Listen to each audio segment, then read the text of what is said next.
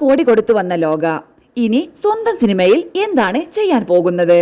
ഒരു കാമിയോ റോളിലൂടെ തന്നെ 300 കോടിയുടെ ആഘോഷത്തിൽ പങ്കാളിയായ ഒരാൾ സ്വന്തം സിനിമയ്ക്ക് വേണ്ടി അതേ കളക്ഷൻ മറ്റുള്ളവരുമായി പങ്കുവെക്കാതെ തിയേറ്ററിൽ ഒരു വലിയ തൂഫാൻ സൃഷ്ടിക്കാനുള്ള അവസരം തിരഞ്ഞെടുക്കുന്നത് തന്നെയല്ലേ ഏറ്റവും രസകരമായ കാര്യം.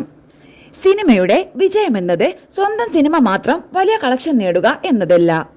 തനിക്കൊപ്പം സിനിമ ചെയ്യുന്നവരും സുഹൃത്തുക്കളും സഹപ്രവർത്തകരും വിജയിക്കണമെന്ന ചിന്ത കൂടി ഉണ്ടാകുമ്പോഴാണ് ഒരു വലിയ താരത്തിന്റെ മനസ്സ് അവിടെ കാണുന്നത്. തകർത്ത് പെയ്യുന്ന മഴയുള്ള സമയത്ത് പ്രേക്ഷകർ തിയേറ്ററിലേക്ക് എത്താൻ ബുദ്ധിമുട്ടും. അത്തരമൊരു സമയത്ത് റിലീസ് ചെയ്ത് വലിയ കളക്ഷൻ നേടാൻ ശ്രമിക്കുന്നതിനേക്കാൾ പ്രേക്ഷകർക്ക് സൗകര്യമുള്ള സമയവും സിനിമയ്ക്ക് മികച്ച ഓട്ടം ലഭിക്കുന്ന സാഹചര്യവും നോക്കുന്നതാണ് കൂടുതൽ ബുദ്ധിപരമായ തീരുമാനം. അതോടൊപ്പം അതേ സീസണിൽ റിലീസ് ചെയ്യാൻ കാത്തിരിക്കുന്ന സുഹൃത്തുക്കളുടെ സിനിമകൾക്കും തിയേറ്ററുകൾ ലഭിക്കണം. ഒരാളുടെ സിനിമ മാത്രം മുന്നിൽ നിർത്തി ബാക്കിയുള്ള സിനിമകളുടെ അവസരം കുറയ്ക്കുന്നതിനേക്കാൾ എല്ലാവർക്കും അവരുടെ സിനിമകൾ പ്രേക്ഷകരിലേക്ക് എത്തിക്കാനുള്ള സ്പേസ് കൊടുക്കുക.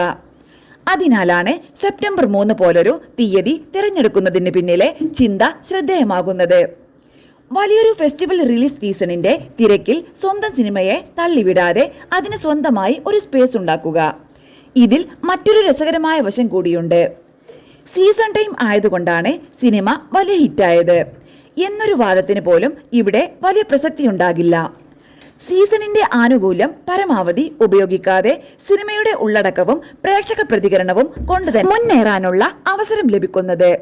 ഒരേ സമയം സ്വന്തം സിനിമയും സഹപ്രവർത്തകരുടെ സിനിമകളും വിജയിക്കണമെന്ന് ചിന്തിക്കുന്നത് എല്ലാവർക്കും സാധിക്കുന്ന കാര്യമല്ല. സിനിമയിൽ മത്സരമുണ്ടാകും, കളക്ഷനിൽ മത്സരമുണ്ടാകും, റെക്കോർഡുകൾക്കായി താരങ്ങൾ തമ്മിൽ പോരാട്ടവും ഉണ്ടാകും.